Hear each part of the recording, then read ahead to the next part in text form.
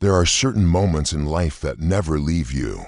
They stay buried somewhere deep inside, only to resurface when you least expect it, in the middle of a quiet night, or while walking past an empty hallway that suddenly feels too familiar. For me, those moments happened in school, a place that was supposed to feel safe. I lived through not one, but 3 separate lockdowns, each one different, each one worse than the last.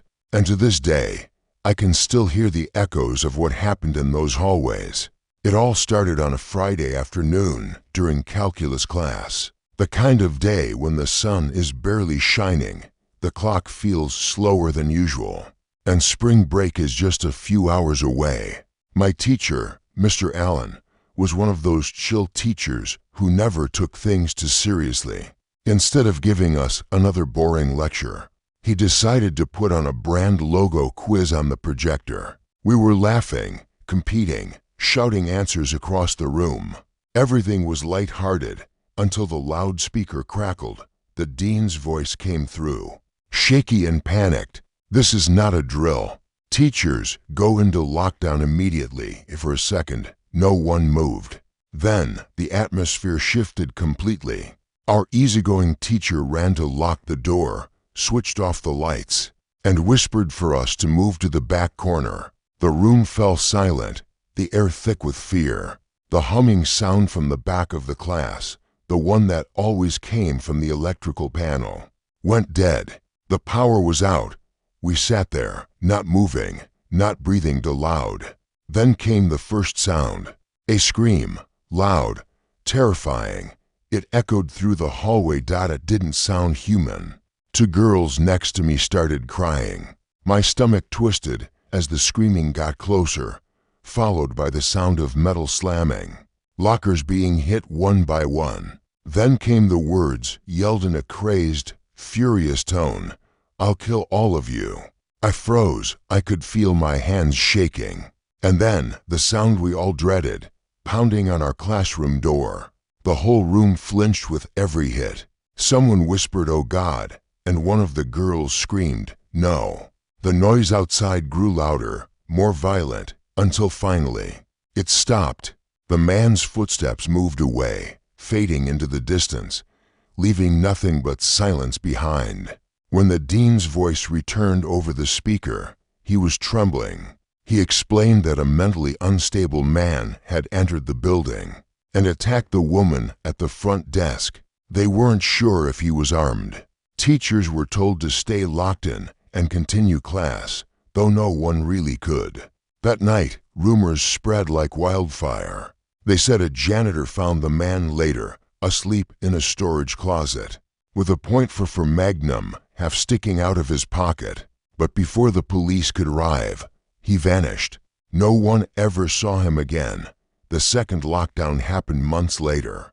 It was October, during a rainy, gray morning. I was in the cafeteria when I heard for loud booms. Everyone thought it was thunder until campus security burst in, shouting for us to move into the multi-purpose hall. They covered all the glass walls with thick curtains and blocked every exit. The fear in their faces said more than words ever could. We later learned that across the street from the school, a man had barricaded himself inside his home. He was mentally disturbed, waving a gun, threatening to kill himself and anyone who tried to stop him. He was also a registered sex offender, and people said he had been seen earlier that day, watching the students from his window. For over an hour, we sat in silence. The air was tense, heavy. I remember staring at those drawn curtains, wondering what was happening outside. After the police cleared the area, we found out something that still chills me. A friend who lived near the man told me he used to write words on his window in his own blood. On Halloween, one of them said, "Don't come here or I'll kill you."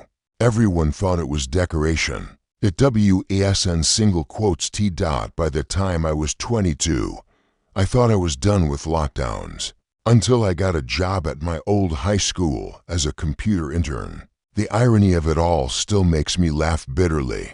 My new office was in the basement, small but cozy, surrounded by buzzing servers and flickering monitors. My old teachers helped me get the job, and I loved it. But one afternoon, as I sat eating my sandwich, the phone rang. It was the front office. They said, "The school is on lockdown. Possible armed intruder." I froze. There wasn't even a real door to my office, just an open archway. The main basement door didn't lock either. I turned off the lights, silenced my phone, and sat quietly in the dark, waiting. I texted my co-workers Dave and Gary, but they didn't respond. Minutes turned into what felt like hours. Then I heard it, the basement door creaking open, footsteps, slow, heavy, getting closer. I ducked under my desk, holding my breath, praying whoever it was would leave. Then the footsteps entered my office. Whoever it was didn't say a word. The silence was unbearable. And that's when it happened. My phone dinged. The sound was deafening. The footsteps rushed toward me. I panicked, crawled out from under the desk, and begged, "Please don't shoot." A man in a red plaid shirt grabbed my arm and whispered, "It's okay, I'm hiding too. Do you know where the exit is?" His voice was calm. Too calm. He said he was just there to pick up his son, that a teacher told him to hide. I wanted to believe him, but something felt off. I glanced at my phone again. A message from Dave finally appeared. "Dude, this is insane. Some guy with a gun shot Mr. Buckley. He's wearing a red shirt and hat. Whatever you do, don't come upstairs." My blood ran cold. I looked up. The man was staring at me. He must have seen the fear in my eyes, because before I could move, he reached for something at his side. I bolted. A gunshot exploded behind me, echoing through the basement. I don't even remember how I made it upstairs, only that police were waiting near the exits. They tackled the man the moment he appeared. Buckley survived, though no one ever learned what started it. What kind of grudge could turn a parent into a gunman? Even now, when I walk past that school, I still think about those moments. The darkness of the basement, the echo of a scream in a hallway, the silence of a cafeteria full of terrified kids. Some stories stay buried in time. Others never let you forget them.